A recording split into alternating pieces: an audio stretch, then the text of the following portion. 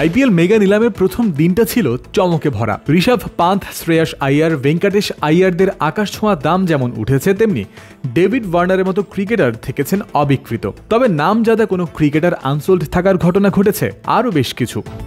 IPL mega নিলামের দ্বিতীয় দিন প্রথম ক্রিকেটার হিসেবেই নাম তোলা হয়েছিল নিউজিল্যান্ডের সাবেক অধিনায়ক কেইন উইলিয়ামসনের। দিনের উদ্বোধন ঘটল সবার নীরবতার মাধ্যমে। আইপিএলের দীর্ঘ অভিজ্ঞতা থাকা এই ব্যাটারকে নিতে আগ্রহ দেখায়নি কোনো দলই। শেষ পর্যন্ত 2 কোটি রুপি ভিত্তিমূল্যের উইলিয়ামসনকে নেয়নি কেউ। গত 10 আসরে দল পাওয়া এই ব্যাটার এবার থাকলেন অবিকৃত। নিশ্চিন্তে খান স্বাস্থ্যকর অল টাইম পান, অল টাইম হেলদি লাইফ।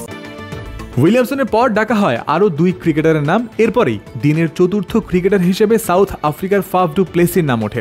2 কোটি বেস প্রাইসের এই ক্রিকেটারের প্রতি কোনো দল শুরুতে আগ্রহই দেখায়নি। 40 বছর বয়সী এই ক্রিকেটারকে প্রায় আনসোল্ড ঘোষণা করার পর্যায়ে চলেই এসেছিল। ঠিক সে সময় তার জন্য বিড করে দিল্লি ক্যাপিটালস। বেস প্রাইস 2 কোটিতেই তাকে পেয়ে যায় দলটি। অন্য আর কেউ ফাফকে নিতেও চায়নি।